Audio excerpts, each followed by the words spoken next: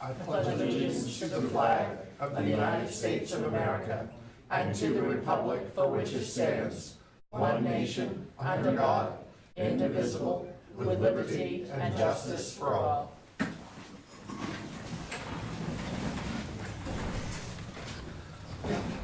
Call this meeting to order.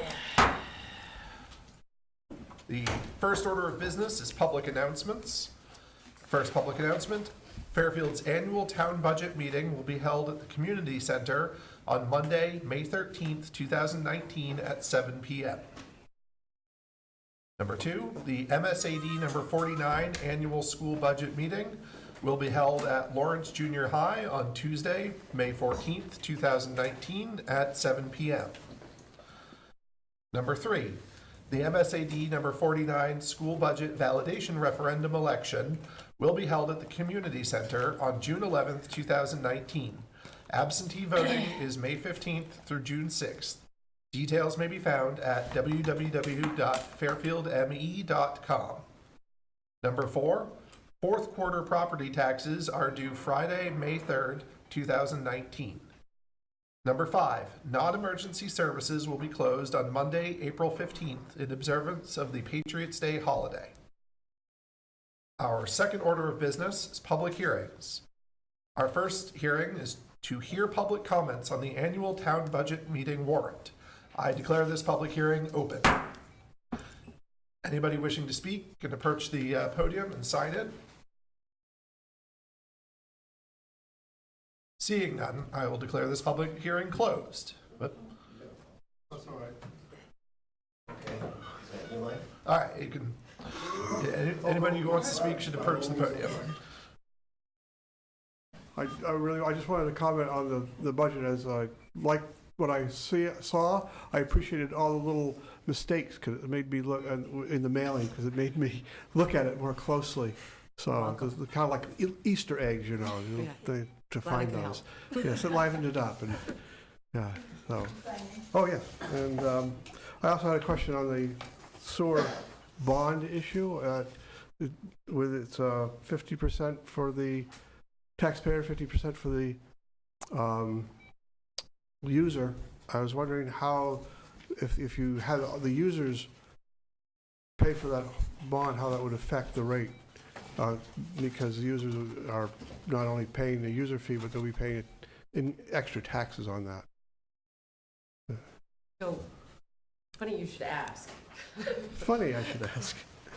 I did some calculations this afternoon after you were in my office, and it turns out that in order for the ratepayers to cover their other additional 50% share of the bond, it would require rates to be increased $30 a quarter, which would be $120 a year per user of the sewer.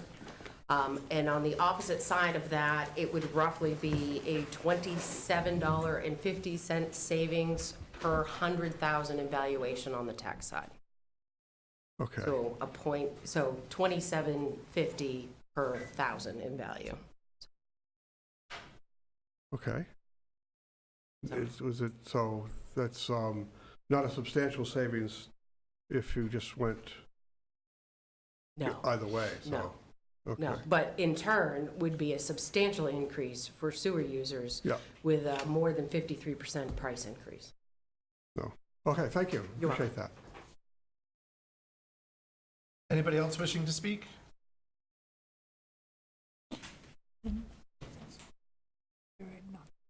Or was it changed? May 13th. I think they gave me. What happened to this other?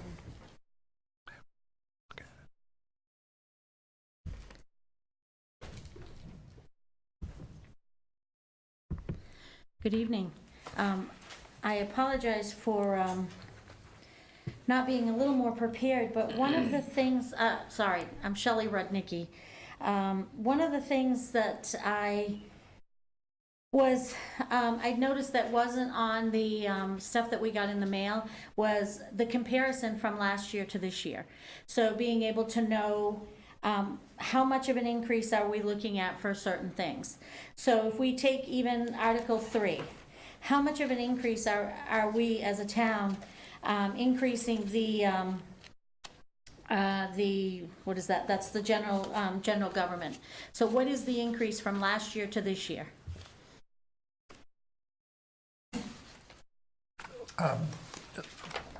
The current spreadsheet for both the council and budget committee recommendation on Article 3 is an increase of $65,221. And a percentage of increase on the employees, like how much a percentage on raises are we looking at? Well, if you would like, I can provide you with my Yeah, budget okay. spreadsheet. There Okay. there are some. There's a, okay, All right. okay.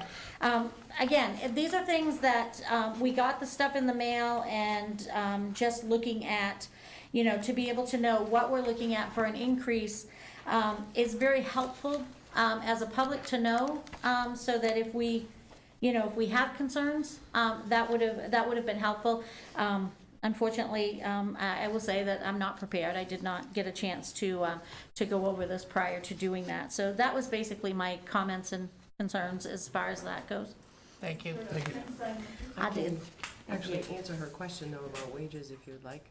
If you'd like to. So wages, just to answer your question, were based either on an existing union contract that we have, but the average is roughly 2.5%. All right, Is what thank it's you. been done. Is there anybody else who would, wishes to speak at this public hearing? Hi, George Hoffburn from Nice Corner. This is budget specific, right? This public hearing is specific to the budget. If you Yes. have issues other than the budget, there will be a public comment section that's Yes. open to other topics. I haven't looked at the spreadsheet or the current budget, but it's probably close enough to last year. And I had this question last year, but I never thought to ask it, which was, if I recall, and I don't know if it's still the same case, but broken out of the town budget, the annual cost for the municipal building right here was more than for the library. At least it was last year. And I found that to be extremely surprising because the library has a staff of, multiple people, and it's an old building. I don't know, I don't know what it costs, but this is a new building. So I just wonder, is that still the case? And is there a reason why it is more for this building than the library for a year? The community center's budget is $33,000 a year.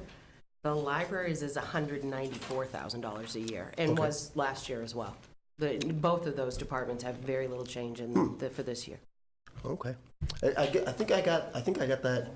When I thought of it was at the actual town vote, and so at the town vote, it's itemized by such and such an amount for the library, and then such and such an amount for the municipal building. I think that's where I had gotten those numbers from, which is why I didn't question it at the time, because it seemed like it was a little late, because you can only vote yes or no on a town budget. You can't yet question the actual amounts. But so that does make sense. So okay, thank you very much.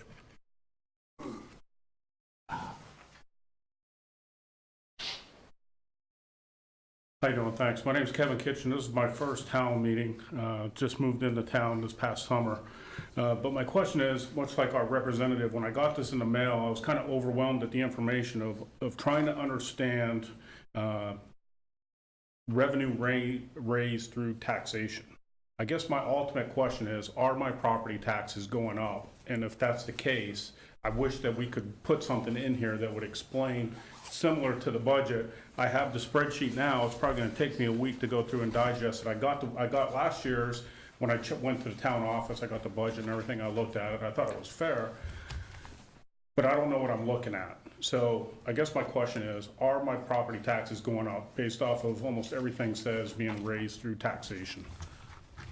So I would just say at the outset, because your property taxes, and like everyone's property taxes here, are based on 3 separate taxing entities, the town, the county, and the school, we truly don't know until all 3 of those budgets are passed what the final tax impact is going to be on on the mill rate and as a result anybody's property. If the amount to be raised through taxation from one year to the next increases, then presumably there would be a potential for an increase in tax. However, with respect to this year's budget, So we have actually included something of a fail-safe in that we have a reasonably healthy fund balance and would expect that we'd be able to offset the increases in the budget so that those revenues do not have to come directly from taxation. That would be our plan as of now. Now, that said, whether that ultimately leads to tax stability or tax increase or decrease has to do with the interplay of all three budgets that get passed, because there's only so much that we can do with our fund balance as well. Okay. And then I have one more question, if I may. It pertains to Article 2 in today's agenda, and I'm curious, I have seen throughout my years how this could go array. Is this only in particular to tonight's Articles 2 through 37 that we would allow personnel from other towns or outside entities to come and speak to the town meeting, or lobbyists, as you will call them, whatever the case may be? Because that can get bad very quick. Generally, so the article as worded to allow them to speak doesn't technically limit it. If you pass it, then anybody could speak as long as the moderator believes that their speech is germane to the topic at hand. A lot of our town staff is not from Fairfield, and so it would be difficult for them to answer questions if they're not allowed to speak at the meeting. It has been my experience that we have not had an influx of lobbyists and out-of-town interests and Professor Harold Hills coming in to sell us on new marching bands at these meetings, but I respect that concern. Okay, thank you.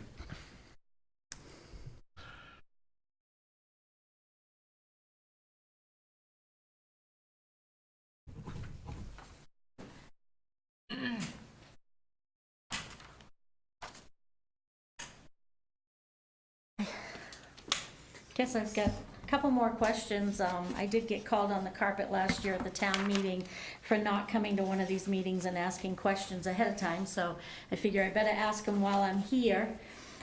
So I'm looking, just briefly going over this and going over your your different items. Can you tell me what the increase, the $170,000 on the police police department's budget is for? And I'll actually allow the police chief to answer that question. Okay. Oh, hi, Chief. So we have several members of the department that are retiring, and it's affected several different ways. The new employees that we're hiring, we don't know what their health insurance is going to be, so we have to budget for the highest amount of health insurance. The new employees that we may be hiring are going to have to go to the academy. There's schoolings involved in that. That's quite expensive. Replacing employees is very expensive in law enforcement. There's a 18-week course that they have to go to, and then they have FTO programs that are after that. And it also includes one position that has gone to the MDEA. We have one officer that's reassigned out to MDEA, and that is repaid through another line. So there should be another line in there that's about, I think it's $98,000. I didn't bring it up with me, but I believe it's $98,000. So that's offset by revenue that's being paid by the state. Okay. Okay. I'll wait. Wait, I got another question for you. So I certainly understand everything that you just said. It makes perfect sense in ways. What I guess my concern is, and somebody that's out in the center versus somebody that's here in town, so I don't have a tendency to see the officers quite as much, but curious as to why we aren't utilizing Somerset County a little bit more, and why we are hiring additional personnel or replacing personnel when we could actually be looking at Somerset County. Especially, my understanding is the county budget's going up, and if we're not utilizing that more, seems to me that we could offset some of this, I would hope. So I don't know if that's something you can answer, Chief, or not. Well, no, I don't know that I can answer it accurately. My understanding is that the Sheriff's Department has 2 deputies on at a time now. I'm not sure, it may be 3. Deputies for the entire county? Three deputies for the entire county, so they cover all the way up to Jackman and beyond. Since I have been here, I can think of 2 times maybe that they've come down to assist us, that they've been available. You know, it's a big county and they run all night long. So if that was going to be an issue, they would have to hire, they would definitely have to hire more employees, just like we are. Okay, thank you.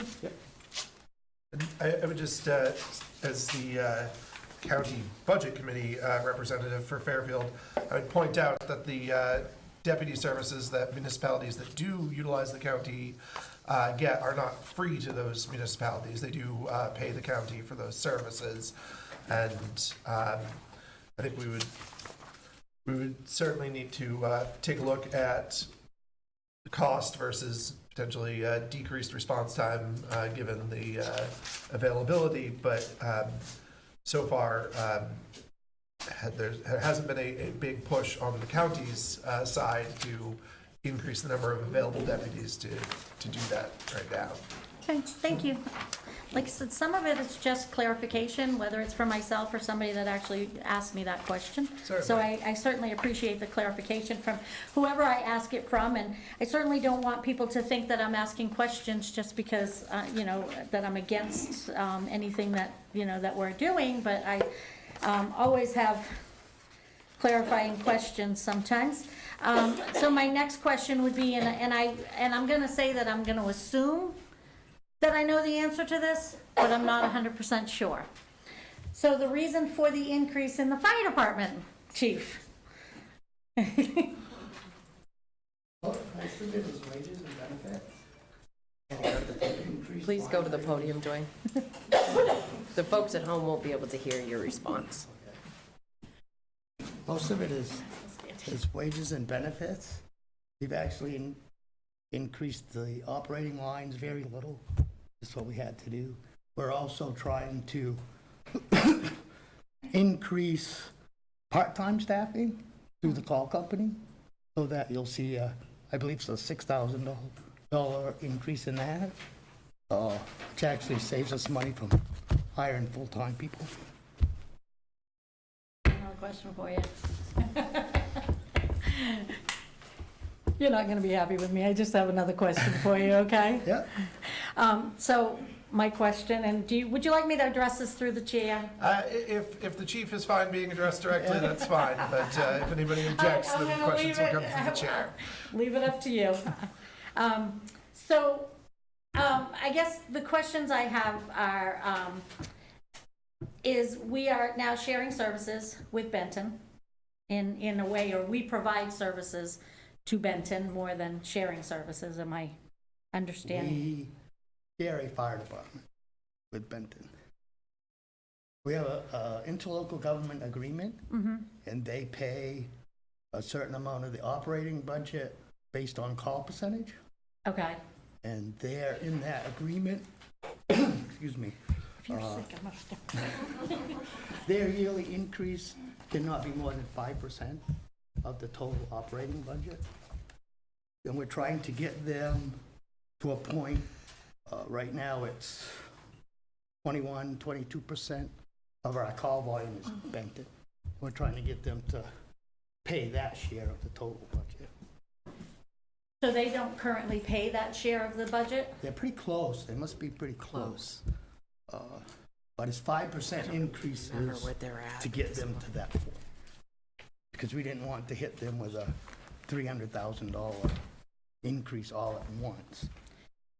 So, I understand what you're saying. I should say, understand what you're throwing down. Sorry, it's, anyway. So, I understand that, but why should the taxpayers in Fairfield take on that budget, whether bringing them up to 300,000 or whatever? Why should the taxpayers in Fairfield be the ones that are taking on that liability versus the ones that are actually using it? because it actually lowers our budget, I think this year, $204,000.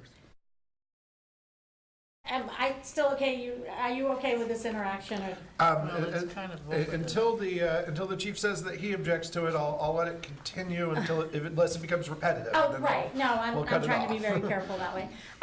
So my concern is if they are receiving 21% of our services and are not, or they're more than that, or whatever, they're not paying for the services that they're receiving from us, we wouldn't need the personnel to cover that amount of time.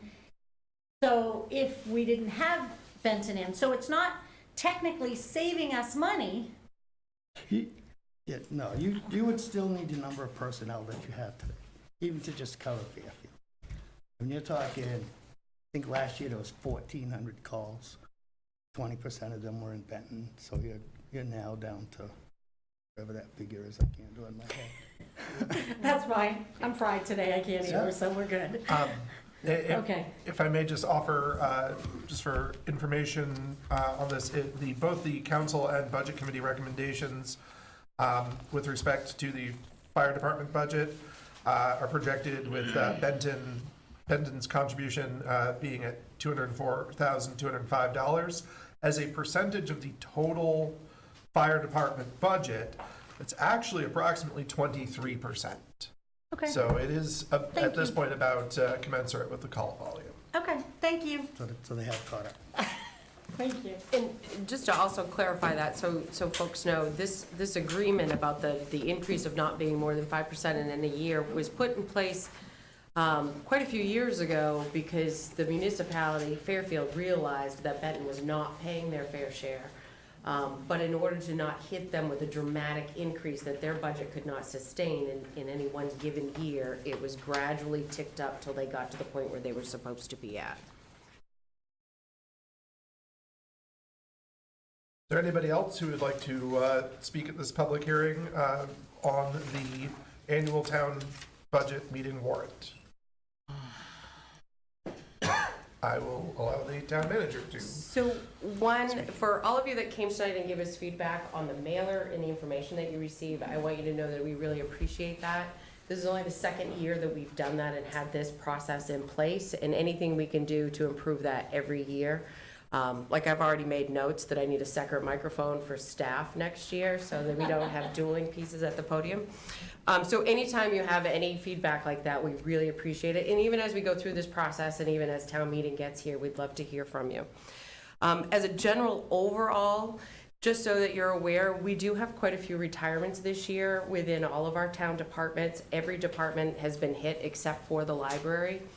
Every one of those departments has a person leaving that has worked here somewhere in the neighborhood of 20 to 30 plus years.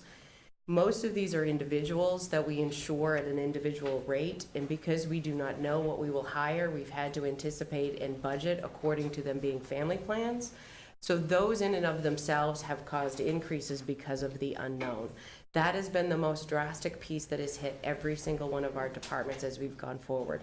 There have been some changes similar to what the chief talked about in the police department, but most all of our departments have just been hit by retirements and the unknowns of what new staff are going to bring. If the budget passes as it's currently presented at the highest amount, which the highest amounts are really tallied underneath the council's recommendation, it's only a 0.38% increase over last year. That's with using the potential $400,000 from the undesignated fund. We do not predict that there would be any tax increase this year whatsoever based solely on the municipal budget. We have heard that the county budget has passed. It has gone up $8,000, $8,171 and some change to be exact. I don't think that that's going to be enough to have a direct impact on the mill rate either. So the only number we have left that we're waiting for is the school. And we won't know what's going to happen until all those numbers come in. The other piece is the fact that right now, every municipality for years has talked to you about revenue sharing. We still continue to talk about revenue sharing. Right now, the projection from the state treasurer's office is that revenue sharing for our municipality will be at $1.1 million. If that happens, there could be a dramatic decrease in our mill rate. The probability of it happening, based upon the budget that's been put forward, is probably not likely. And what you'll find, these budget spreadsheets that are at the back of the room, they are in the town report, which is at the printers and will be out shortly. But one of the things we did this year is that the final sheet of all the spreadsheets is prior years spent, and it shows you 6 years worth of past budgets. It goes all the way back to 2011, 2012. And one of the things that's most interesting is that when you get to the 2013-14 year and you look at the state revenues, there was over a $300,000 drop that year, which has been maintained throughout the rest of the years, which was the shift in revenue sharing that happened within the municipality. So it's very difficult to know that you'll automatically lose $300,000 worth of revenue and try to figure out a way to get your expenses to coincide with that. But we're doing the best that we can. These departments have done a really great job at holding the line. Most of the time, our increases are things that we have absolutely no control over, such as utilities and insurances. The rates are set by other companies. So I think they've done a really good job at trying to make sure we've held the line on this. The biggest discrepancy between the budget committee and the council, because there is a $25,000 difference, is simply basically within the spring cleanup question and recycling. The budget committee did not recommend the funds for spring cleanup or recycling this year, while the council recommended them. There was a conversation during the budget committee budget committee's process about the fact that it's been left on there so to create a debate at town meeting, because we want to hear from the residents about what it is that you want.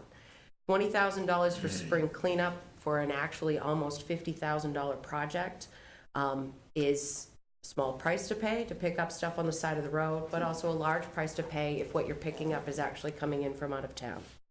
The recycling piece, for most folks, if you've paid attention to the press and the news, recycling is making no money. It's costing municipalities money. It's costing municipalities a lot of money.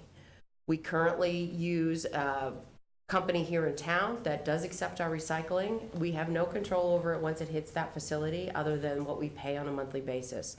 We don't know how much recycling we take to them. We don't know how much they dispose of. They just charge us a flat rate for the year. So whether or not we want to continue that service, or do you want to be, as an individual, responsible of taking care of your recycling, whether it be at the back gate at the transfer station in Norwich Walk, or using the facility over in Waterville, or here in town. So those are the real big differences. But other than that, most everything in this budget is pretty much the same as what it was last year. If you have any questions or comments between now and town meeting and at town meeting, we encourage you to contact us at the town office. We'll get them answered for you as quickly as we can. And any feedback, again, on the mailers or the information that we're putting out is always welcomed, so that we can make sure we're giving the information out that you're looking for. And that's it for me. And Town Clerk? The only thing I would add is that the Adobe file for the annual town report is on the annual town report page of the website, as well as the budget spreadsheets have been online on the treasurer's page on the website. Is there anybody else who wishes to speak on this item? Seeing none, I will now declare this public hearing closed. Our next public hearing is to hear public comments on proposed revisions to the land use ordinance. And I want to be very clear, there are two sections of the land use ordinance subject to a proposed revision. Both of them are open to public comment at this time. It is section 6.3, Main Street District, and section 9.17, Solar Energy Systems. I declare this public hearing open. Is there anybody from the public who wishes to speak on these two sections of the land use ordinance this time? If so, please approach the podium.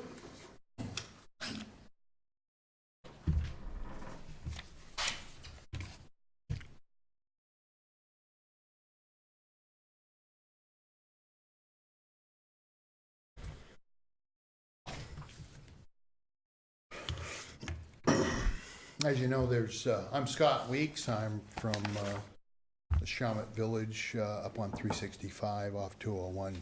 There's been a proposed, or actually approved, plan by the planning board for a 30,600 or so solar panels to be erected in a 49-acre field.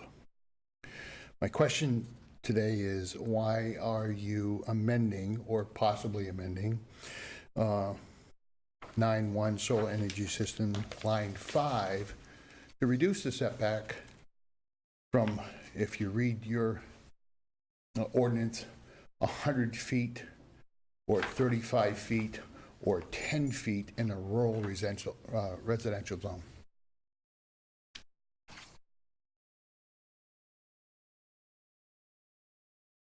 It's actually 25 feet. Yes, if you'd like to. So actually, the setbacks in that is for, the standard setback in our land use ordinance is 25 feet. And during one of the permit applications that we had, we noticed that there was a conflict between the 35 and the 25. And it was simply to correct the 35 so that the 25 was consistent with the remainder. 25 is consistent. Yeah. So the plan that was approved by the planning board, I was told at the planning meeting that it's 10 feet. Or about Setback. that. I can't answer that. Okay, so you're reducing the setback from 35 to 25. Is that correct? Yes. And was there a study done on the closer the solar panels are to a resident or property line is beneficial to the residents of the town? So the piece that was put forward as a correction was simply because when the solar section was added to the ordinance in 2016, it was taken from wording from the town of Winslow's ordinance, and they have a 35-foot setback. So once they realized that the 35 was in conflict with the remainder of the ordinance, the planning board suggested that we correct that section so to make it consistent with the rest of the ordinance. Is there any ordinance that states a setback from a residence that is already existing? I'm not aware off the top of my head. I'd have to read the rest of the ordinance. Okay. So the change is just to be in consistence with the Winslow town ordinance? No, it's to remove an inconsistency within our ordinance. Okay. Isn't this based on a state mandated or state recommendation for setbacks for residential property? You're well aware of where I am. You've had some information on what's going on in the community. I am aware of where you are, but I still can't answer your question. Still can't answer my question. I can't. Okay. So what I'm stating, I suppose, if you're an existing resident and a planned project comes in for an SES, solar energy system, a 35 foot setback with a fence is not applicable for those residents that already live there. The setback is from the property line. It doesn't have anything to do with structures. Correct. So if I have a structure that is built in Fairfield that is 10 feet from the line, that means I'll have 35 feet setback from a solar panel. From your structure, yes. From the structure. So the town is proposing a change that will allow a resident that is 10 feet from the line, because that is the ordinance now for a structure being built in the town of Fairfield. It is allowing a solar energy system to be built 35 feet from the line. Is my math correct? I mean, I think the simple answer is that the proposal in the ordinance is that a solar energy system can be built 25 feet from the boundary line of the lot on which it sits, because that's the setback. Correct. And that is irrespective of the location of any structure on another lot. So what you're saying is, yes, a solar energy system can be built 35 feet from the front window of any structure that is existing. If a structure is 35 is 10 feet from a boundary line. Again, I can, Yes. I believe the ordinance says I can build a structure 10 Right. feet from the property line. If the math in the ordinances puts 35 feet as a minimum between a structure and another installation, then Residential, that would be the- rural, Right. residential rural says, the ordinance says that I can build a structure 10 feet from the property line. Yes. Now you're proposing that a solar energy system, whether it's 30,000 units or 100,000 units, can be built 25 feet from my front window. Well, no, 25 feet from the boundary line of the property. And since If my you're- boundary line is 10, if my structure is 10 feet from the property line, that would be 35 feet. Right, but you just said 25 feet. I just want to I'm be sorry. clear that Excuse me. we're not reducing it to a 15-foot So setback. my objection would be, in any solar energy system, would that affect the residential value in the town of Fairfield if you built solar systems 35 feet from a residence? Mr. Weeks, at the risk of sounding incredibly blunt, we don't ultimately, once an area is zoned and there's an approved use, we don't rezone it based solely on private property interest. Understood, sir. And I really can't answer your question of Very whether- understood. whether Very it will, understood. But you're do that. proposing to reduce the setbacks. Right, So but- therefore, I'm saying, why would you reduce these boundaries in a set where a residence is 10 feet from the line? So, and it's not a reduction in the sense that this was just an oversight that only applied to solar. Anything else could be built 25 feet from the line. If it met the ordinance. If it met the ordinance, which Okay. almost, there's a substantial amount of industrial activity that meets the ordinance. The for ordinance says a rural minimum of residential. 100 feet, But no less than 100 feet. Have you read the ordinance? I have, and I will say I'm not completely, I haven't memorized all of the setbacks. That said, Nor I. Thank you. that said, the intention has been to allow for a 25-foot setback consistent with other parts of the ordinance. And it was never the intent that there was going to be a different setback solely for solar farms. If you look in the district assignment, rural residential, placing a commercial or industrial site within the rural residential zone, do you know what the setback is currently? I don't off the top of my head. I suspect you may have read this more recently than me. I most certainly have, I'm sorry. So my objection is making that setback closer, when my feeling, and I speak for maybe residents in that zone where they would like to install one of these energy systems, it would be a larger boundary, not a shorter boundary. So the proposal to shorten that setback is not in the direction where me as a taxpayer and a resident would want to see. That's just a simple statement. An industrial zone is made for industrial zones, not residential zones. Just as a piece. So while you were talking, and I appreciate the time because I was able to find the tape. Thank you, Michelle. So, Thank you. the biggest reason, and now it's coming back to me now, we discussed this quite some time ago, and we held off for the other piece that were also part of this change to do these together. So the whole section about the minimum setback of 35 feet from property lines was removed altogether. It's not changing it to 25, it's not changing it to anything, we took it out.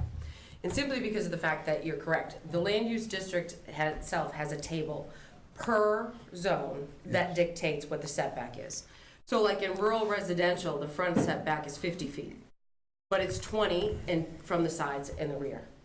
So what we did was, because this specifically said 30 and it set it apart from everything else, and we treat no other business like that within our ordinance, it was removed. In knowing that whatever development, if allowed within that zone, would be governed by the existing setbacks that were already set per zone. Okay, so that table is on page 30 of our land use ordinance, the dimensions and the standards. I've read it Yeah, thoroughly. so that's there. So, and there's different setbacks depending on where you are. So rural residential actually has 50 foot from the road, but if you get over into commercial, it's only 25. Well, it's 10 feet on the side. Accessory structures are, yes. Yeah, Yeah, accessory structure. on the sides. What do you Yep. consider a solar panel? An accessory structure or actually a structure? I'm not sure how Nor the am I. planning board Nor am defines I, that. Michelle. I don't And know. I'm And I sorry. don't know what has been approved. I know there's only one permit application that I've been to for the solar, and I do know that it was set with a 25-foot setback because it's actually in a commercial zone. So Right, it wasn't, right. Well, we there's don't recent- have the 10. It was considered the minimum. Yeah. Thank you, Michelle. Yep. I appreciate that. But there has been a plan, an SCS plan, approved by the planning board on March 1st for I want to say BSD, I'm not sure of the name. It's a 30,600 panel plan to permit, and I'm sure, have you signed the permit yet? Or is there a 30-day waiting period after the planning board actually The approves conditional that? use permit is usually, I don't It sign is. those anyway. So, and a conditional, and again, I'm sorry, conditional permit has to weigh residential property and the promotion of that residential property and the neighborhooding properties. So what and again, I appreciate your patience with me. Residential property should come first in the town. We're the one that pays the tax bill to hire the town, essentially, to govern our tax base, the budget. So if you're placing SES systems in residential zones, those valuations really are affected. Appraisal value, maybe not. Valuations, as far as market value, those are affected dramatically. They're diminished, in my opinion. So my plea is, if you're reducing, and again, I know you're reducing that just to be a standard with other plans. If you're reducing that standard in a residential zone, my plea is it's diminishing values and the residents' value that live in Fairfield. That's my only point. Okay? Thank you for your comments. Thank you. Is there anybody else who wishes to speak on the issue of the proposed revisions to the land use ordinance? And there are two proposed revisions, so either revision that you want to speak on, this would be the time to do it. Can you clarify the revisions, the separate revisions? Yes, so the separate revisions are sections 6.3, Main Street District, and section 9.17, Solar Energy Systems. And you are absolutely entitled to speak. My name is George Hofgren. I live on Nice Corner Drive. The Nice Corner Drive, if you're not aware, is just north of the area that we're discussing. I have first a question, and I have more questions than I probably do lectures. Where is Mr. Picciotti tonight? So that is actually not germane to the public hearing, but Well, you can certainly ask him about his attendance. Councilor Rowden, you're certainly aware that I've come to the bulk of council meetings, at least in the time you've been on the council, and probably in the last 10 years here. Mr. Picciotti is someone who, while excellent in his character, is someone who is extremely pro-business and pro-development in Fairfield. And this calls into question a matter that I brought up on the planning board myself, which is the zoning of the area. The zoning of the area is very sensitive. It's the Kennebec River. We are stewards of it as it passes through Fairfield. And this is something that could have been headed off some time ago. It could be headed off in the future. Now, I don't want to go off on a tangent. I've made that point, and we can discuss that at another time. But I do feel that Mr. Picciotti's absence here here speaks to a dodging of what is really a cogent issue Mr. right now. Hopkins, I'm And so moved that to do this, but I am going to say that it's out of order to question the motives of a counselor based solely on their absence. That theme brings me to the next question, which is, so there is a developer who has proposed this and plans to cite it. Is that correct? The land use ordinance amendments were put forth by the planning board. Maybe I'm not making my question clear. This is not being erected by the town of Fairfield, What's not being the erected? solar project. The solar project has nothing to do with the land use ordinance amendments that we're talking about during this public So, hearing. I mean, I guess I might give you a little bit of latitude on this, but if I can just try and understand your question better. Are you asking, is this a publicly owned project or a privately owned project? Yes. Okay, so the town of Fairfield is not paying for or, spearheading this construction. It's a private project. So that brings my on a piece next of land. question, following right on what I just pointed, whether or not I'm out of order, which is when there have been debatable topics such as development in the boundaries of the town in the past, generally all parties are present to kind of hash that out for you, for the council, which I think you are supposed to be one of me, a townsperson. Are they here tonight to speak to their initiative or agenda? So, I will say at this point, I Or again, am I hate to out say of this order here, again that I'm your suggesting that- latitude has run out a little bit. This is not about permitting this project. This is about an ordinance of general applicability. If the parties involved in this have an interest, and they certainly do, they are allowed to come and speak to us, but they're not required to.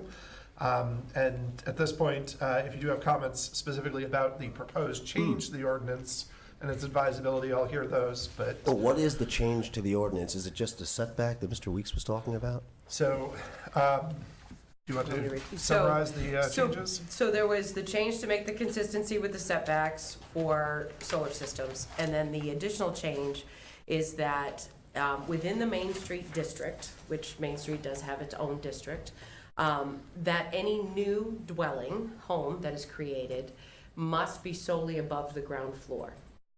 So the reason for this, this was information that was taken from the city of Bangor, who did something else similar to this, where they saw that their downtown was disappearing. It was turning from commercial to residential, and this was done so to ensure that any ground floor existing commercial space stayed commercial space and was not converted into residential. So to save our downtown Main Street district. Now, that being said, there is an option that if you, as a property owner, can demonstrate that you cannot possibly make a profit and it's not viable for you to keep that area as commercial space, it can then in turn be turned to residential. But a lot of our commercial space in our downtown is being turned into residential homes and not being available for businesses. So what they did is that they created a section within the Main Street district that says all newly created dwelling units adjacent to Main Street must be wholly located above the ground floor. All newly created dwelling units may only be located on the ground floor adjacent to Main Street upon appeal to the Fairfield Board of Appeals, if the property owner can demonstrate that the property is otherwise incapable of earning an economic return on its value as appraised by a qualified real estate appraiser. So it was simply done so to express the fact that we want to make sure that our Main Street district stays a commercial district and doesn't turn all of our storefronts into residential homes. Okay, so that really has almost no bearing on the solar facility. That has nothing to do with solar. Okay. And then the, And then the other piece, the second one, was just simply for the setback consistencies with the remainder of the ordinance. So I don't understand how, especially where I come to council meetings, I can learn of this large scale development going on also effectively in my front yard, through the newspaper, not through some other channel. There's Facebook, there's other meetings and whatnot. It's frankly astounding to me. But moreover, I feel that it's been somehow allowed to not be really very public, just as certain persons are not here tonight who might speak to their interest. Again, Mr. Hofgren, I'm going to say it's not in order to comment on the motivations of people But I'm being not here or citing being individuals, here. I'm citing what seems to be a lack of due diligence on behalf of the town to allow the people in that area to determine what the character of their area will be, which speaks directly to, I can read it to you if you want, it's on my corkboard at home, which speaks directly to the vision of the town, which was set up by the Strategic Planning Committee, which was a much larger body than what's here right now, and still living in the town. This is not a right thing. Now, I don't know if I made a comment on the online Sentinel article that came out yesterday. Did anybody read my comment? I did read your comment, Mr. Okay, so Hofgren. hopefully, and I do tend to sometimes come in with a somewhat critical bent to many topics that I bring up. But this is separate from my often critical topics, which is that this applies directly to not only my house, but the area. I didn't choose to live there simply because it wasn't nice. It is nice, and it's going to be certainly less nice. And that's been allowed to happen. Just this meeting that we're having right now. This is public comment. I'm the only person here. I'm here because I stopped to get my mail an hour ago, and here it was posted. Mr. Hofgren, I'm going to interrupt you for what we call point of information, which is to Tell me simply where- point out that there where I'm are wrong, or- many members of the public here, and you are not, in fact, the only person who has commented on this ordinance tonight. I think that if so- they had more than a day since the newspaper article, I'll have a hunch that there would be many, many more people here who live in that area heading up towards Hinckley who would have an opinion about what's going on. I don't think that they know this is occurring right now. I don't know, I feel like I'm being chided over what I just pointed out as something obvious. I'm not chiding you, I'm just correcting a I feel certain like if impression I was that sitting you've in given. any of the council chairs and you were coming up here speaking on behalf of not only your neighborhood, but a historic vista and area, that I would be extremely sensitive to what you're saying. Mr. Hopkins, I appreciate that you've come to speak. I was only correcting what appeared to be a factual misstatement. But you are entitled to continue your But comments. I'm not if you'd entitled like. to continue to enjoy an area directly off the Kennebec River in Fairfield, Maine, crossroads of central Maine, which continues to maintain a pastoral, bucolic, lovely aspect. That I'm not entitled to. And I wasn't entitled to it 2 weeks ago, and I wasn't entitled to it 3 weeks ago, and I wasn't entitled to it 3 months ago when I could have strode into certain offices and said, that's really nice, but maybe some alteration can be made where everybody can win. None of that took place. And that's unfair to those of us that live there. Look, I'm speaking in vain. You're not going to. In fact, I'm not even talking to you, Mr. Radden. I'm really talking to Mr. Town Manager through Actually, you. I'm just going to, just in the interest of pointing out order, comments are directed to the chair. So while you may intend for her to hear this communication, that's Okay. fine. Okay. You will please continue to direct your comments to the chair. I certainly will. But I don't feel that the town council is the active body in terms of this licensing project. And I do think that there are people who have allowed it or disallowed those of us who would be vocal about its impact on us in our area to be recognized and be involved. And I almost feel like Mr. Weeks is speaking up, but I feel like he's completely disempowered, quite frankly. I don't feel like he thinks he really has a chance. And probably he doesn't, and probably I don't. It's sad that I should come to a town meeting. This is really a very nice area. I really have determined to spend my life there. And this really is an impactful situation that goes beyond just me. It's wrong that I come in here and I'm making these comments simply because I can make the comments. I'm not making these comments because I feel that something's actually going to change as a result of it. And I think that if we actually polled the people not only in the area, but maybe even in Fairfield itself, the result would be a little different than what we have thus far. Can you speak? Can the town manager, because I see that all the other department chairs, can the town manager possibly speak to what I just said? So I will ask the town manager to speak to the issue of, to the extent there has been a question as to whether there was adequate public notice of the proceedings for the planning board and today, if somebody can answer that question. Certainly. So there was a public hearing that was posted in the paper, as is the requirement for the ordinance, and those that are abutters received notification for the project. Now, for the ordinance amendment, which is what we're talking about, that publication also was in the paper and was posted. So not on Facebook and not through any sorts of mailings? They're and on you our didn't go door to door in website, that they're area and let people on, know what was going on?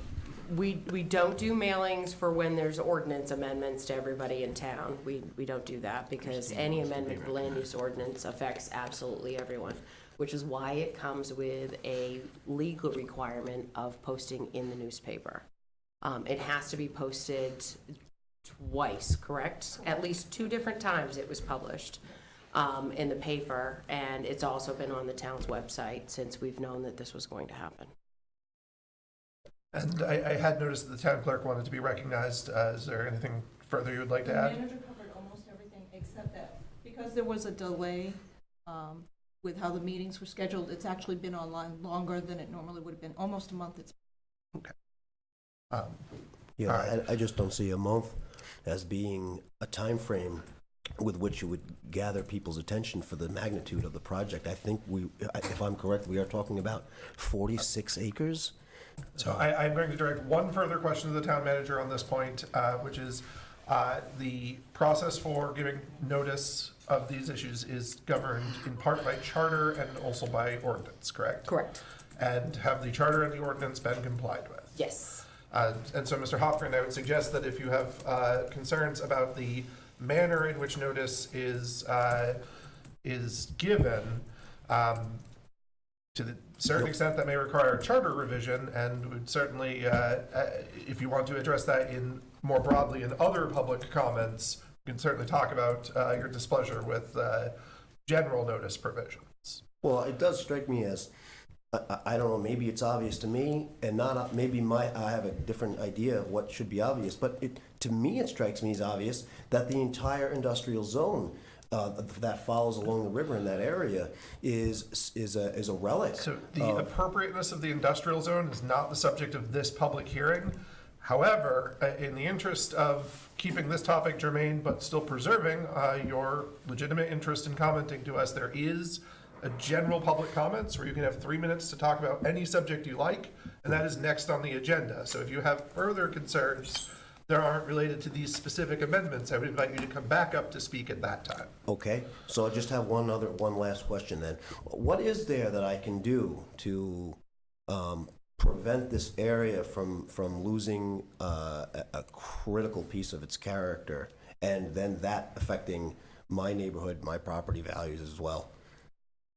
Ultimately, Mr. Hofgren, I would suggest that you speak to the candidates for local office and vote as your conscience dictates on that point. I agree that not only should I do that, but I think the people in the town will do that, but I think that they are disenfranchised, and so they just won't show So up to vote. enfranchisement is something that you can address in more general comments if you would like. You can't make people care. That's something you can do. At this point, I'm going to say agree. if we've reached the end of the Right, there was no kind of specific, then we'll semi-pointless for me to come up. move it on, but you are certainly welcome to come back up and speak when we move on to public comments. Yeah, I will, okay.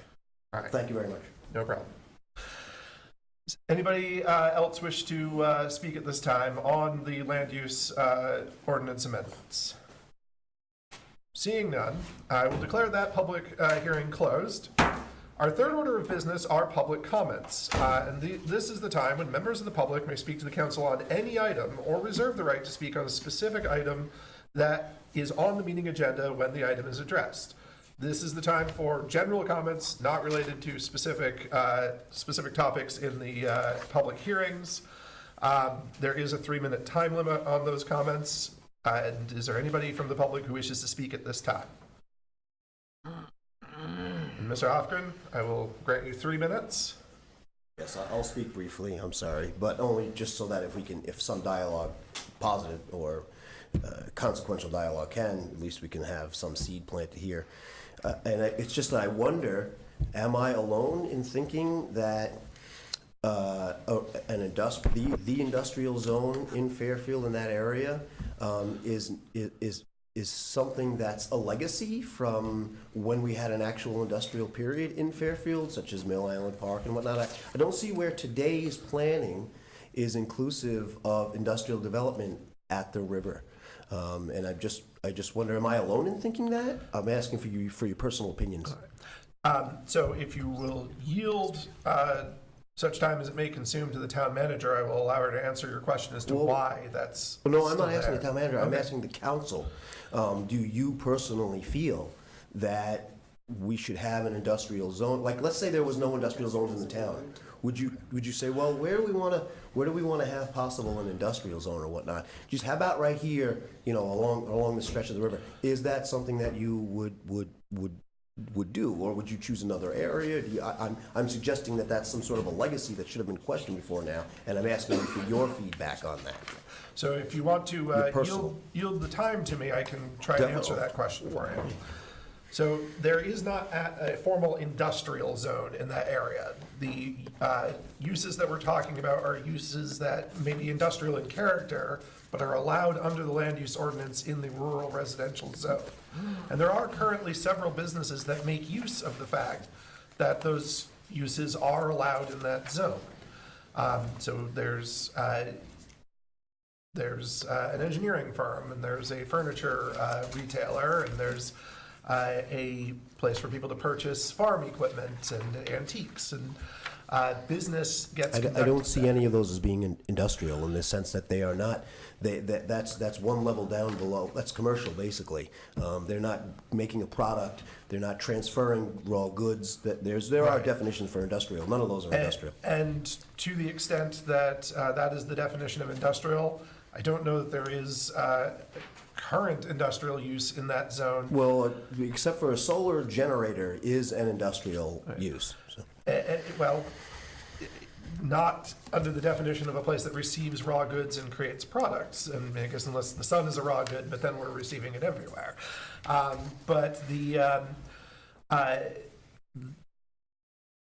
theoretically, that area was identified in the comprehensive plan as being an area that could be open to greater commercial and industrial use. And I would suggest that you review the 2014 comprehensive plan if you want a greater understanding of their Well, reasoning I'd for love to, that. but I was there at that time, and I was there long before that. And the reality is that you can just look back through the maps. It's been industrial zoned as far back as I know of. So I still think that this is just a legacy. No one has either thought of a better place for an industrial. Like, for instance, there are parts off the Green Road where if you wanted to have a genuine facility where you had trucks coming in and out, whatnot, that would make logical sense. Sappi, for instance, has moved their operations away from the river, as in most places.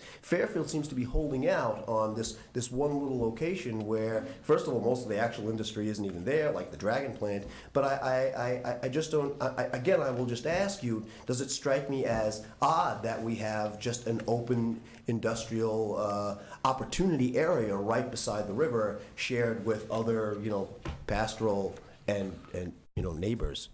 Does that strike you as odd? It frankly doesn't strike me as odd. 201 is a major thoroughfare for commerce, and the If we 201 go to runs that area. Skowhegan, they have an industrial Mr. park. Hofgren, I hate to inform you, but our 3 minutes for this colloquy has expired, and so I invite you to come back to future meetings, and we can continue this discussion if you would like. I can only do so where I see that it actually goes forward for the betterment of the town. I continue to not get that impression, which maybe explains why my comments were such in the newspaper. Okay. Thank you. Does anybody else wish to make any comment at this time? Certainly welcome to do so.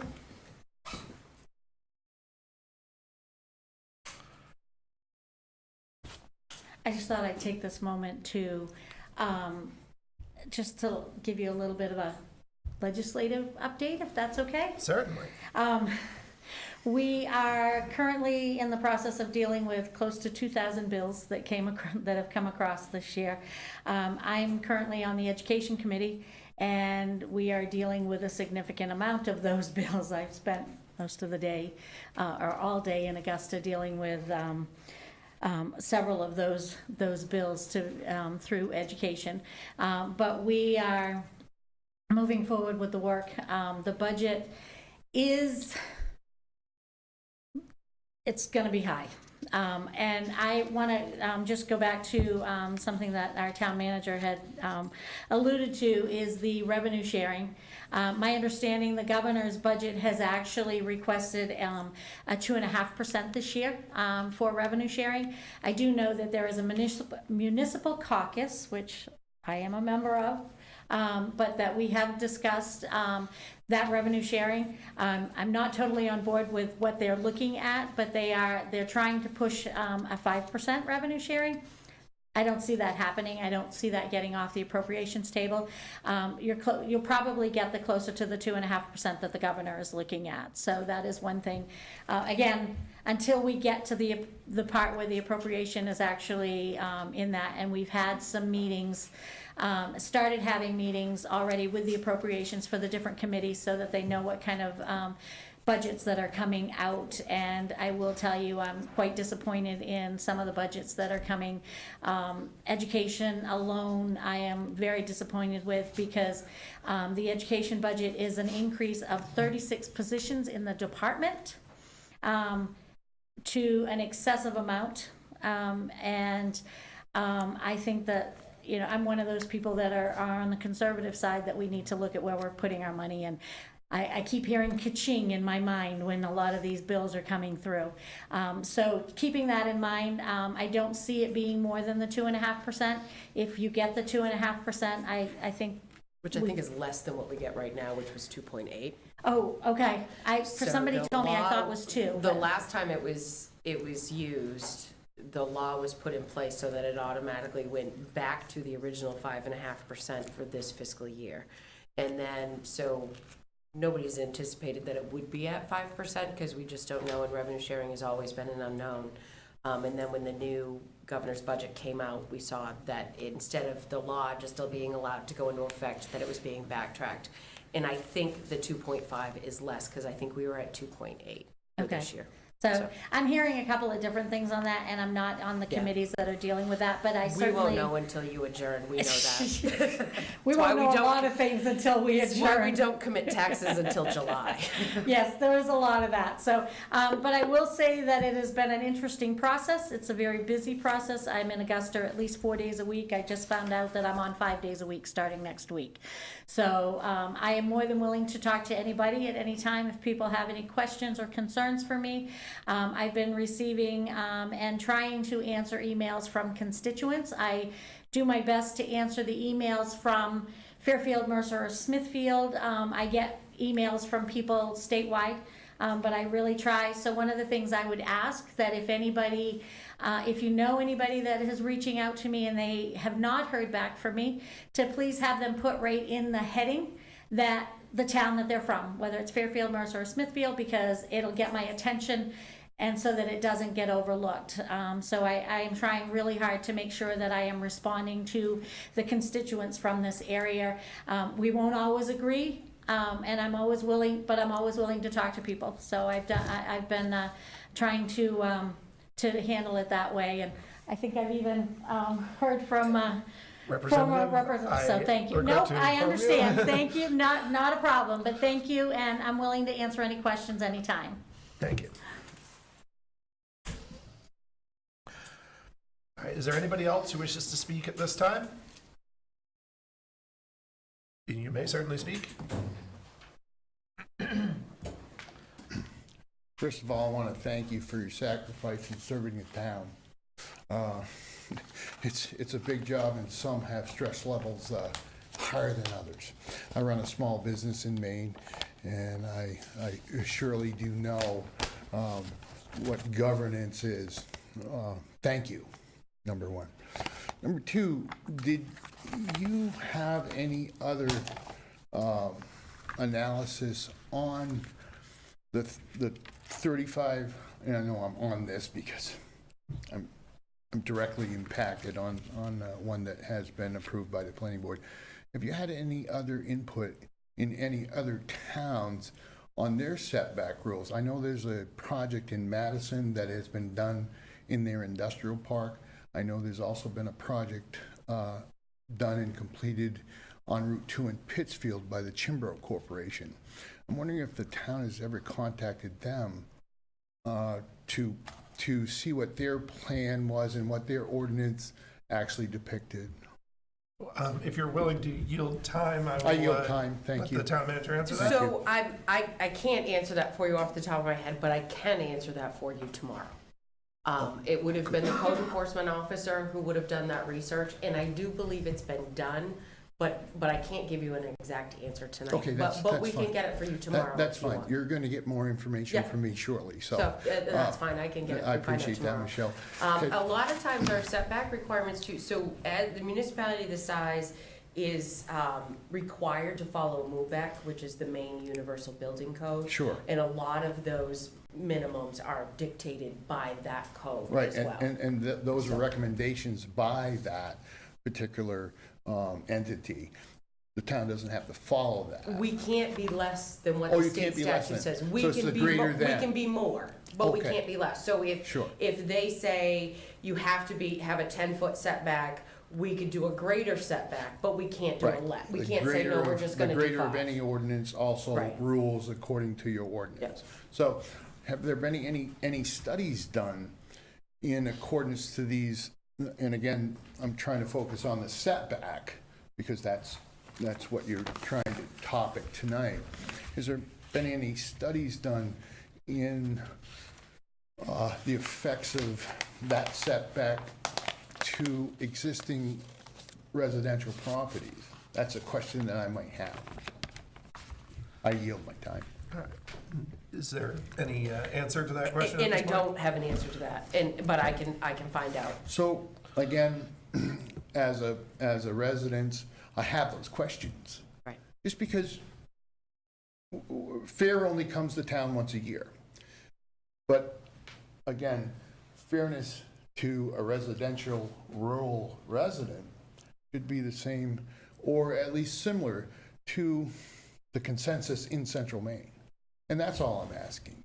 I'm not aware of anything that's currently in existence, Okay. so I have been following solar for 5 years. It's a great project. And I'm not aware of anything that's currently out there in existence Again, about its effect on. Commentary on on that. This pieces. is a great solar energy, not impacting the land, not impacting the environment, yet residential. I yield my time. Thank you. That is good timing on your part. All right. So, is there anybody else from the public who wishes to speak at this time? I promise that no matter how long we go, everybody will get at least one turn to speak. So if there's anybody who feels like they haven't had their turn yet, this is your turn. You may certainly come and speak.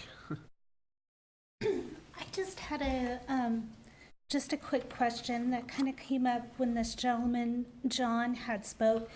As a new resident to Maine, honestly, I don't really know a lot about Fairfield. We moved here this summer, but he had brought up a point about you had said that it was posted in the newspaper, the planning meeting, this and that.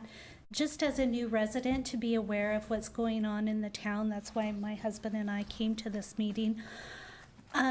Is that the only place where announcements are posted in the paper, or is it something in a website? We found out about this meeting because of the flyer that was sent to us, and we were very active in our previous state and community, and we want to be involved in this community. And so I guess my question is, where do we find out what's going on in the town? So normally pieces are in the newspaper because they're dictated by law. We don't advertise a lot in the newspaper because it's very expensive, straightforward. What I would encourage you to do, though, is to constantly visit our website, our public notices section. We put new pieces there. Even things that aren't required by law to be in the paper are put there. We try to use our Facebook page, so if you haven't liked the Town of Fairfield Facebook page, please do so. So you'll get those notices as well. We post as much as we possibly can, either in our office, we share things. There are other Facebook pages as well, so the library has one. the police department has one, the fire department, Crossroads-TV, which is our public access station, has one. So we use those as best we can, but the website's gonna be your best bet. That's where we Okay. really put most of our stuff. We also try to make sure too, at any point in time, when we know we have things that are up and coming, like where we announced at the beginning of this meeting, the up and coming school budget meetings and those pieces, we do those at the front end of our council meetings. So if you're not able to watch us at home on channel 1301, we also have a YouTube channel so you can watch our meetings there live as well. And our agendas and minutes are posted on our website as well as other pieces. So if you're looking to find out electronically, that's going to be your best bet, is to use our website and go to there. Are you willing to yield to the Yes, clerk's answer as well? yeah. Okay, please go. For anything that's a public notice or a public hearing, those are posted at all 3 post offices, Oh, yeah, Fairfield, that's true. Shawmut, and Hinckley as well, in addition to the other locations that were mentioned. And can I have your name for the record, please? Cindy Kitchen. I'm sorry? Cindy Kitchen. Cindy Kitchen, thank you, Cindy. Thank you. I was gonna ask her that. And also too, ma'am, also too, on that website, if you want any questions, you have questions, you can ask any of us in a public office. There's a site there. You can click on the site. It comes up with our emails. Okay. Okay, thank you. Thank you. Is there anyone else who would like to speak at this time? Seeing none, I will move on to the fourth order of business, which is reports from staff and committees. And we'll start with the town manager report. So on March 28th, I did attend and manned the booth at the B2B Business Showcase along with members of our Economic and Community Development Committee. We spoke with many people regarding our TIF districts and our facade and marketing program that we currently have going on. We talked to a lot of folks who have at-home businesses that are really interested in our marketing program. So I was surprised at the number of those that were there, so that was really good. Got a lot of good feedback.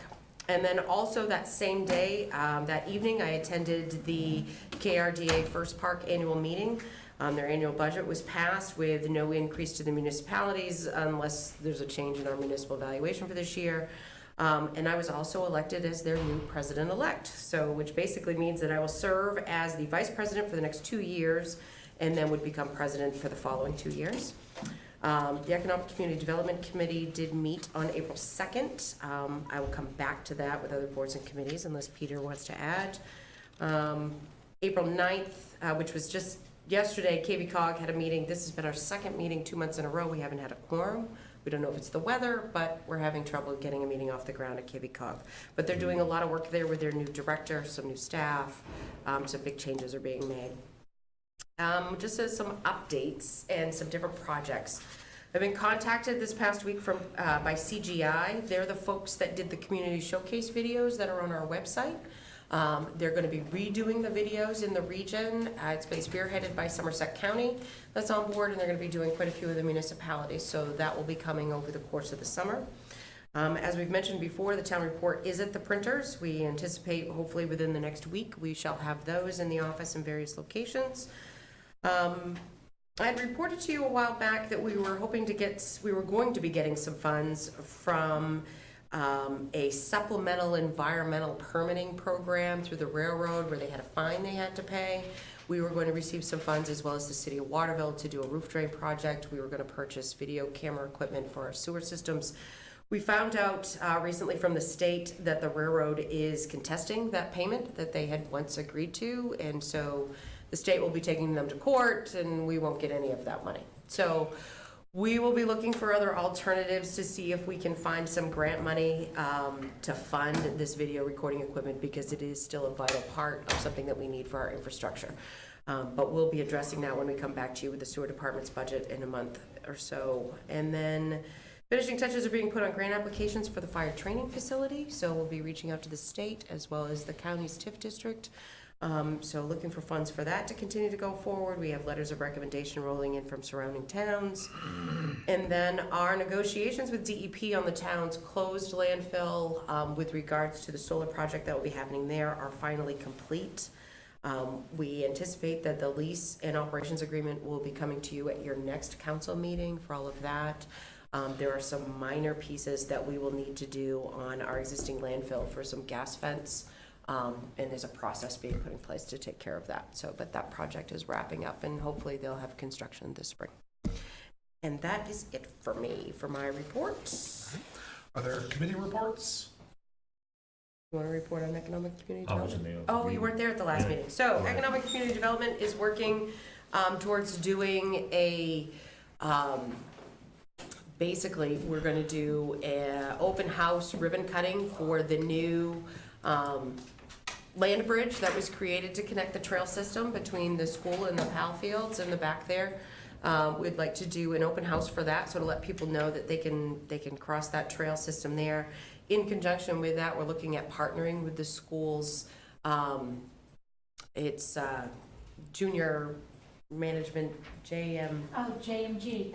Yeah, JMG. It's Jobs for Maine's Grass. Yes, thank you. Looking at partnering with them to help with some plantings in our downtown area and in the Veterans Park. So we're looking to make an all-day event with it. That will be coming up. We're working on those details. We're still looking into playground equipment, whether it be for this playground here next to the community center or over on Mill Island. And then they'll be looking to have some conversations too in the near future with PAL and their expansion process for what's going to be happening down at the end of Industrial Drive. So they're working on those sorts of things. All right. Are there any other committee reports?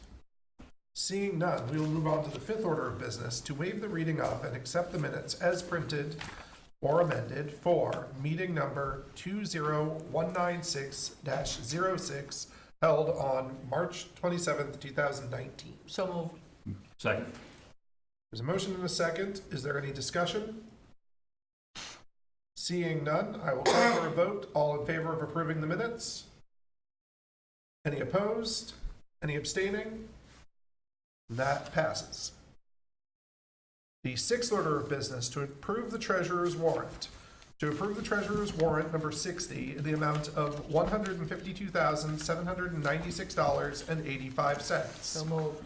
Second. There's a motion and a second. Is there any discussion? Seeing none, all in favor? Any opposed? Any abstentions? That passes. We'll now move on to the seventh order of business to take action on the following items of business. Item number 19-29. Ordered that the town council hereby approves and signs the 2019 annual town budget meeting warrant. So moved. Second. There's a motion and a second. Is there any further discussion? Just one and two. I know the budget is not set yet. I don't know if there's any more chances to talk about it, or is it all set to print, or The town's portion of the budget? town portion, yes. This would be our last opportunity to do that. Once we approve it tonight, it will be set to print. Okay. So is there item of No. concern for you? No. Okay. Anybody else? No. Seeing none, all in favor of approving the 2019 annual town budget meeting warrant? All opposed? Okay. I am going to briefly set aside the vote and reopen the debate because the fact that you're opposed to it, I think I would like to know why, unless you don't want to tell us. But if there's something that we should be debating, I would like to know it ahead of time. I know this is my first 3 months on the council. Mm-hmm. And I attended the 2 weekends on the budget for the town council and the budget committee. I know we're not probably raising any. Just a concerned counselor, a former, I'm still a citizen of when I ran for being a counselor. A lot of people was talking why our taxes are high. That's why I ran. And they're saying they can't live in Fairfield because the budget tax is so high. And I know a lot of people are going to move because of the taxes keep going up. We have a lot of senior citizens. We just had so many people just had their almost their properties taken away. So My just concern is,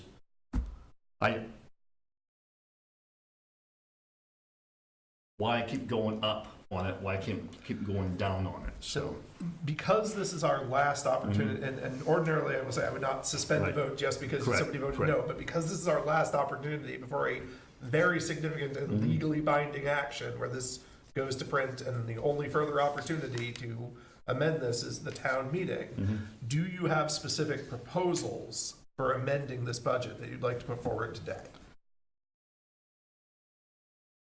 Not really, no. I just want to make my concerns, I'm speaking for the town, for the personnel, members are not here or watching, just on their concerns. And I would say you're entitled to vote however your conscience dictates. I just want to make sure before we set this in stone, if there was something you still wanted to bring to the table, that you had the opportunity to do that. To the table as well.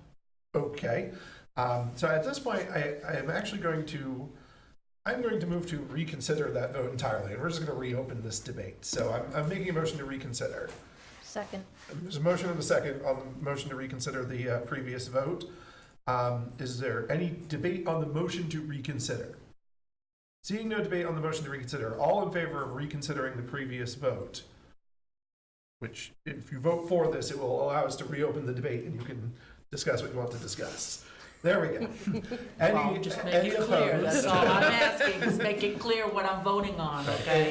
Is anyone opposed to the motion to reconsider? Any abstentions? Seeing none, that vote is now reconsidered. I will again say that we will consider item number 1929, order that the town council hereby approves and signs the 2019 annual town budget meeting warrant. Second. Well, first we need a motion. Motion. I second. All right, there's a motion and a second. I will now open debate on this topic. And my understanding is you now have a proposal to debate. I do. All right. Considering the fact that there are other towns that we are adjacent to, we are not the only town that has a high tax mill rate. I mean, Waterville has a high tax mill rate. Clinton has a high tax mill rate. Winslow has a high tax mill rate. The cost of living in Maine is high, and a lot of people find it difficult to even retire here if you're on Social Security or disability or whatever. The cost of living is the cost of living. No matter where you live, taxes are gonna go up and the cost of living is gonna go up. And it's unfortunate, but that's how it is. Mr. Lawrence? Yep. My background, I'm a fellow employee for 30 years. I had to live 5 years without a raise. I did it. I keep seeing the budget going up with raises and raises. I know the contracts. I understand that, but what I'm saying is that even with myself, I mean, through 42 years, my husband has had illness upon illness upon illness, and I have worked 2 jobs at the same time while he has had to stay home, and I've run from one job to another job, back to another job, back to another job, 16 hours a day, sometimes 5 days a week. So I know how difficult it is to pay your bills. However, you know, it doesn't matter where you live. I mean, electricity goes up, everything goes up. You get a raise, and by the time you get the raise, somebody else has gone up on the bills. And it's difficult to live, period, in this, I don't know what you want to call it, era, you know, the year 2019. And from 20, 30 years from now, it's even going to be worse than that. So, you know, we have to stop and think about, you know, our elderly are disabled. It's difficult for them to pay bills. It's difficult for everybody to pay bills. I pay taxes too. You pay taxes. We all pay taxes. No matter where we live, we're going to have things that we need to pay, regardless. So, when I first ran for office, in the middle of summer, I was knocking on everyone's door in town, walking from house to house, talking to them for as long as they wanted to talk to me. And I heard complaints about everything, but the common factor was that cost of living is expensive and they'd like to see that changed. But the thing that I said to them was, we as counselors can do the best of our ability to provide the services you expect for the tax money that we're asking. However, because of the way that our money system functions, as minimum wage goes up, as more dollars are printed, our money becomes worth less. Our dollar is worth, I forget how many cents less than it was worth 30 years ago.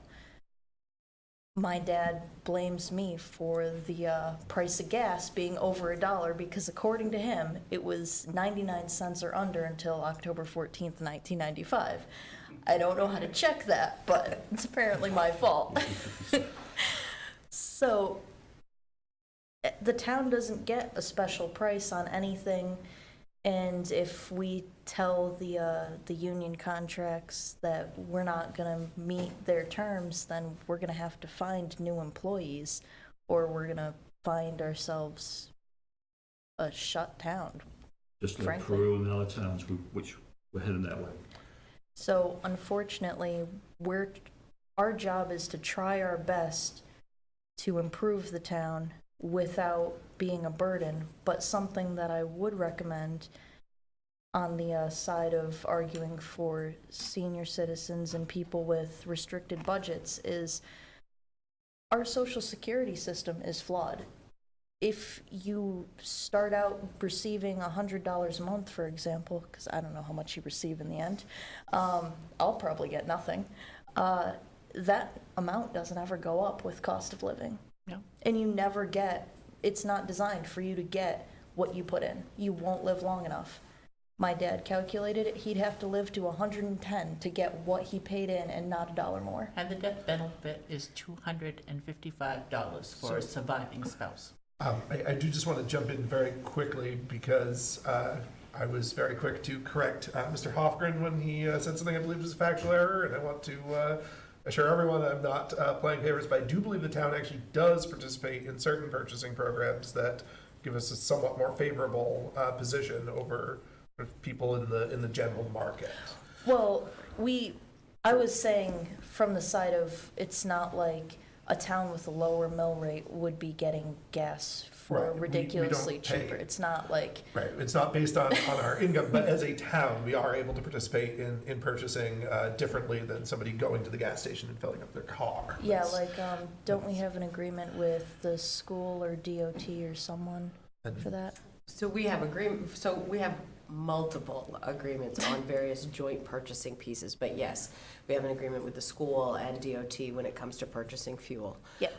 We do a partnership project when we do our winter sand with the city of Waterville. We get bump signs and culverts and those sorts of things, and salt based upon multiple bid processes for multiple municipalities through KVCOG. So anytime that we can share, and reduce our costs, we do that. Okay. Right.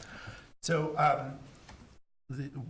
one of the reasons I wanted to make sure that we reconsider and reopen this debate was just to see, before we move towards any sort of final vote here, does anybody have any specific amendments that they want to make to the budget at this time? I do not. Okay. If there are no specific amendments, I am happy to continue debating this to the pleasure of the council, but, and I do want to reiterate, Mr. Lawrence, I do not expect you to feel any pressure to change your well-considered position. I simply wanted to make sure that everybody had a really adequate opportunity to air their views. Okay. Is there any other debate on this topic at this time? No, I think I've said enough. And so, seeing no further debate is in order, I will call for a vote at this time. All in favor? All opposed? All abstaining? That is 3-1, with Mr. Lawrence opposed, and that passes. Yes. And again, just want to reiterate, always feel free to vote your conscience, Sorry. even if you're the only one. I lived through state shutdowns, federal shutdowns, Yeah, and things me like that too. for the last Me too. 50 years. Me too. So, And the next item is item number 1930, ordered that the town council hereby adopts the land use ordinance as amended. So moved. second. Second. All right, there's a motion and a second And from, 2 seconds. from all corners here. Is there any further debate on this? No. So I do want to thank the people who came to comment on this today. I suspect that, well, I guess I won't prejudge the vote, but based on the fact that we haven't had any further debate come to the fore here, I may not be happy with the result that we're about to hand down, but I really do appreciate you coming and participating. And my hope is that in time, we will all find this project to have been beneficial, both at a collective and individual level. Hopefully. Is there any other debate? Seeing none, I will call for a vote. All in favor of the amendments? Any opposed? Any abstentions? Seeing none, that passes. All right. Item number 1931, ordered that the town council hereby signs and approves a certificate of commitment in the amount of $113,089.20 for the third quarter fiscal year sewer billing for the period of January 1st, 2019 to March 31st, 2019. So moved. Second. There's a motion and a second. Is there any discussion? Seeing none, all in favor? Any opposed? Any abstentions? That passes. Ordered that the town council hereby confirms the town manager's appointment of Nolan Allen as police officer for the remainder of a one-year term to expire on the date and time of the town council organizational meeting in January 2020. So moved. Second. There's a motion and a second. Is there any debate? And ordinarily, we have an opportunity to sort of introduce the new potential officers. Is he here? He is actually on the road right now. Okay. Not We here. could have him come in if you'd like. Well, if it would be detracting from his duties, we can certainly meet him at another time, but if you want to say a few words about him, that would be appreciated. We can definitely So, make sure this happens in the future, though. Pardon me? We'll make sure in the future that if we're Yeah, we'd doing a like to meet him. confirmation, we have them. Yeah, Yeah. and he is out on the road, and We don't want to take him off his duties. Officer Allen was one of several candidates that applied for our full-time position. He's currently completing his degree at Unity College. He will be done on May 13th, excuse me. His first day as a full-time officer will be May 20th. Oh, excuse me. Then we will submit his paperwork to the academy. That is a 18-week process once he's approved with that. That should take place sometime mid next year. The academy is actually so overwhelmed with new applicants in the state that they have added one more training session through the 2-year cycle that they have. We will probably help with a little bit of the instruction over there. All of the instruction that occurs at the academy is free. Departments donate their offices to go there and train, and we'll have an officer there. So he will begin on the 20th. He is actually working tonight. He's working in a part-time capacity so that his training is up to date, and by the time the 20th of May rolls around, he'll be ready to work the road. You'd confirmed him as a reserve officer previously. Yeah. All right, excellent. Thank you, Chief. Thank you. Is there any further discussion? Seeing none, I will call for a vote. All in favor of the confirmation? Any opposed? Any abstentions? That passes. Item number 19-33, ordered that the town council hereby considers and awards bids received for road paving. So moved. Second. All right, there's a motion and a second.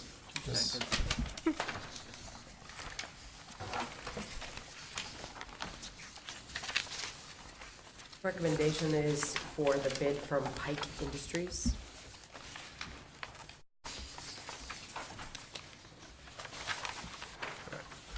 And let's see. Just for for information, that is in fact the lowest bid. Yes. All right. And is this the bid in the amount of $160,067? Correct. All right. I'm going to then move that we amend the motion as moved to include the information that so basically award the bid to Pike Industries in the amount of $160,067. So moved. Second. All right, there's a motion and a second. So that is now a motion to amend the motion. Is there any discussion on the motion to amend? Seeing none, all in favor of amending the motion? And any opposed, any abstentions? The motion is now amended. Is there any further debate on the main motion, which has now been amended? Seeing none, all in favor of the motion? Any opposed, any abstentions? That passes. All right, and we'll move on to item 19-34. Order that the town council hereby considers and awards bids received for road reclaim. So moved. Second. A motion and a second. And what is the recommended bid? To also go with Pike Industries, which is 92 cents per square yard, which was also the lowest bid. Bids ranged anywhere from the 92 cents per square yard and the highest bidder being at $3.85 per square yard. So there's some pretty drastic differences. That's a big change from last year. Who did it? BBB paving. That's a big change. Yep. So, is there anybody who would like to propose an amendment for Pike Industries in the amount of 92 cents a square yard? So moved. Second. There's a motion and a second to amend the motion to include the bid would be awarded to Pike Industries with a bid price of 92 cents per square yard. Is there any discussion on the motion to amend the main motion? Seeing no discussion, all in favor of the amendment? Any opposed? Any abstentions? All right, that passes. And now back to the main motion. Is there any further debate on the main motion? No. Seeing no further debate, I will call for a vote. All in favor of the main motion as amended? Any opposed? Any abstentions? That passes. Item number 1935, order that the town council hereby considers and awards bids and authorizes sewer improvements on Industrial Road to be funded by the Industrial Park and Natural Gas TIF. So moved. Second. All right. And what is the recommended course of action on this? So the recommended course of action is that you would use Central Main Disposal in the amount of $45,000 for the sewer line work for materials and installation, and to approve McGee Construction in the bid amount of $15,535 for paving, to be funded by the Industrial Park and Natural Gas TIF. All right. So, and just for council's information, this project has been one that we've been working on for quite some time with BDS acquiring the land on the industrial road and putting in a facility. There's a small section of the sewer that needs to be extended to the pump station, and this will extend the asphalt on Industrial Road beyond their driveway entrance because of the fact that it has truck traffic. It'll prevent wear and tear on the dirt road, which would need constant maintenance. It was originally bid as part of BDS's original contract bid for their construction. We had had multiple discussions with BDS, their engineers, our public works director, as well as our code enforcement officer, and knew that there would be a substantial savings to the municipality if we didn't advertise the bid, and it was included in their process. Oftentimes with construction, you spend more money on mobilization than you will on some of these smaller projects. So knowing that we could have used a BDS contractor could have ultimately have saved us a great deal of money because they were already going to be there. Which is, when those bids came in, and we noticed that McGee actually had a piece that was somewhere in the neighborhood of, the total was $75,000 for the entire, $70,000 for the entire project. With over $50,000 of that being in the sewer work. So we knew that we had two local companies as well, so we did ask them to submit bids, which is why you have the the bid from CMD, which is substantially less. It's actually the $9,638 savings from what McGee had originally put forward, so that will save us some money. We did opt to stay with McGee simply because of the fact that they were just slightly more than Fine Line Paving. However, what we will save, even though it's a little bit more money, it's the timing aspect, because this is such a small job. It wouldn't be a project that Pike would work on. We would have to use Fine Line, and the timing of the pavers arriving at the same exact time during construction season would be almost impossible for us to, I mean, it's not that it's impossible, but it's improbable that we would be able to coordinate that effectively. So we felt with going with McGee was definitely worth everybody's time. The Public Works Department will actually do the construction work to the surface of Industrial Road to prep that for paving for when that comes in. So. Okay. Is there further debate on the motion as it's currently worded? No. All right, seeing that there's no debate on that, but the motion itself is still just a motion to consider awarding bids, I would ask if there's any support for a motion to amend the motion to read, to approve the Central Main disposal bid in the amount of $45,000 for sewer line materials and installation, and to approve the McGee construction bid in the amount of $15,535 for paving to be funded by the Industrial Park and Natural Gas TIF. So moved. Second. There's a motion and a second for that amendment. Is there any debate on the amendment? Seeing no debate on the amendment, all in favor of the amendment? Any opposed? Any abstentions? That amendment passes, and now back to the main motion. Is there now any debate on the main motion as amended? Seeing no debate, at this time, I'll call for a vote on the main motion as amended. All in favor of the motion? Any opposed? Any abstentions? That also passes. We now move on to our eighth order of business, council workshop and other business. At this time, our first item for workshop is discuss award recognition letter. But this item was actually placed on your agenda by Councilman Pashadi, but since he was unable to attend tonight's meeting, I might recommend that you actually hold off and use it at the next, table it to your next meeting, when he can be here to discuss that with you. Since there's no formal action required in a workshop, we don't actually have to go through any sort of formality of tabling. We'll simply discuss it at our next meeting. And at this time, the next item is to discuss other council business. Now we'll start with Mr. Lawrence. Do you have any other business? I read online and read in the paper that Waterville approved their land use ordinance for the marijuana in Waterville. I don't know if it's an option for us to relook at our ordinance, the land use ordinance on that. What the state has said has come out with April 1st. They went by their amendment of April 1st, the city of Waterville. I don't know if we can look at that too. We'll look at ours.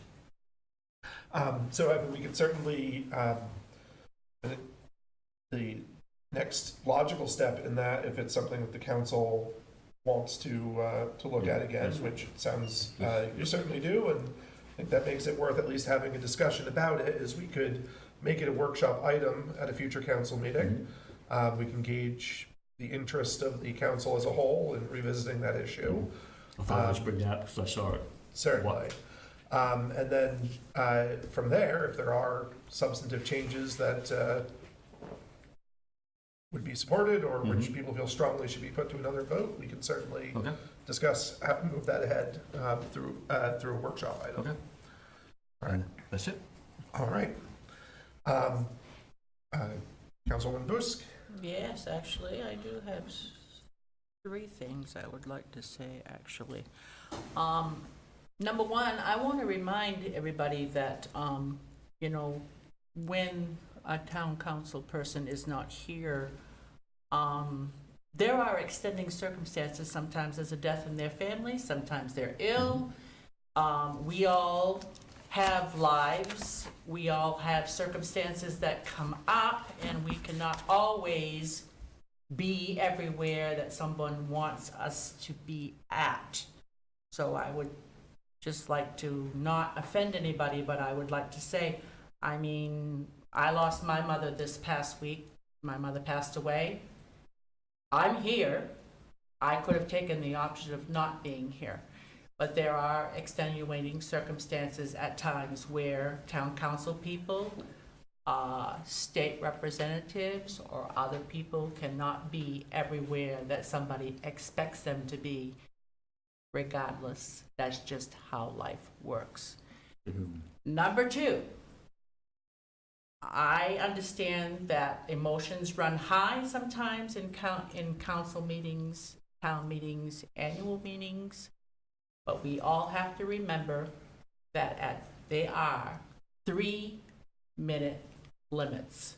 Now tonight, we did give some people some extra leeway on that. I really think that that was a little over the top, but it's at the discretion of the chair. But again, 3 minutes is 3 minutes. So we need to remember that as well. And that's all I have to say on that. I thought I had a third one, but I forgot it by the time I got to it, so. Anyways, that's the end of that. Councilwoman Chandler? No, No. I don't have anything tonight. All right, well, so I do first want to extend my condolences to you on the passing Thank of your mother. I do want to address the issue of time limits. My understanding of our policy is that our time limits apply to public comments. However, public hearings are truly the public's really only opportunity at times to directly address us about very specific issues that will become matters of law imminently if not addressed.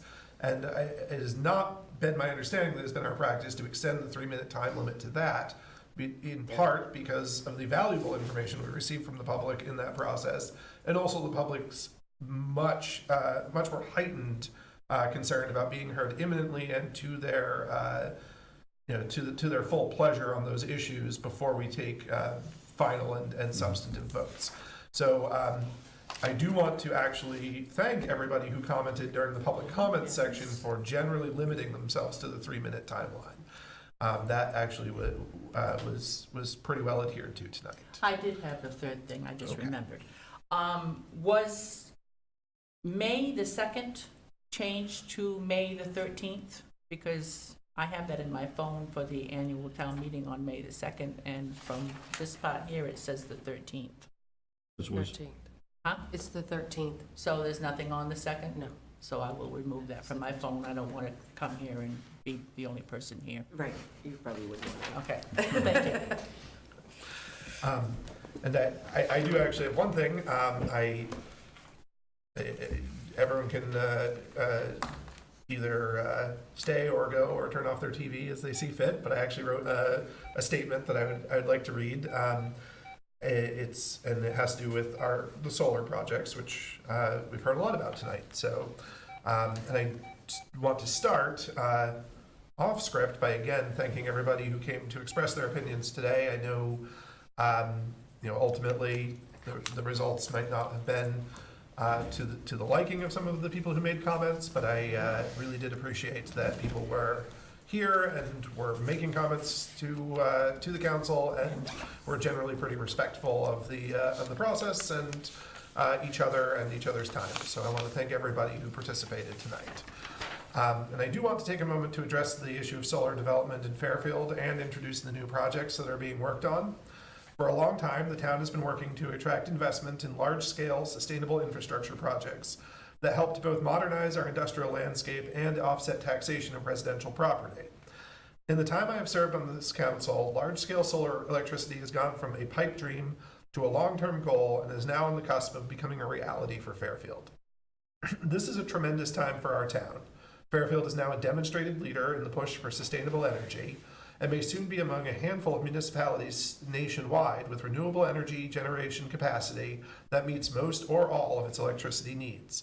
Although energy from these projects may be bought and sold all over the region, the scientific reality is that Fairfield residents will soon be able to know that the electricity flowing through their wires was produced here without hurting the environment. In addition to the environmental gains of offsetting our power use with clean and renewable solar, there are significant economic gains for Fairfield as well. The 3 large-scale solar projects now in various stages of planning present a combined investment of $55.6 million in our town. One project will be paying to make use of land that was previously a town landfill, converting a lot which had little economic potential into a driver of a renewed economy for our town. The total investment includes the creation of approximately 100 construction jobs. Furthermore, the equipment and improvements made to these sites will generate much-needed tax revenue and allow us to finally move toward the goal of moving away from a tax base which disproportionately burdens residents to one that is based upon a healthy business sector reinvesting part of its profits in our collective success. I also want to be very clear about what the town has and has not done in order to make these projects a reality. First, I want to assure everyone that no public money has been offered as an incentive to any of the 3 companies that have chosen to bring projects to Fairfield. This means there have been no subsidies, special tax measures, or promises of credit enhancement agreements from the town. This represents and I'll clarify, there's no public money from the town of Fairfield. I can't speak to state or federal programs that they may have participated in, but we as a town have not contributed any money to these projects. This represents the commitment of this government that public money will not be used in ways that benefit private businesses over public interests. And it is my hope that it may serve as a future model for development in our community, ensuring that the public receives the full benefit of investment without shouldering financial risk for private entities. Second, the town has not made any special accommodations for these projects with respect to zoning. Each project is located in an area which was identified as appropriate for industrial development in the 2014 Comprehensive Plan and the Land Use Ordinance. Pursuant to that plan and state law, we have also been careful to ensure that these sites would not have a negative environmental impact. And these sites are subject to rigorous screening and testing by the Department of Environmental Protection, and we are committed to strictly enforcing all environmental requirements.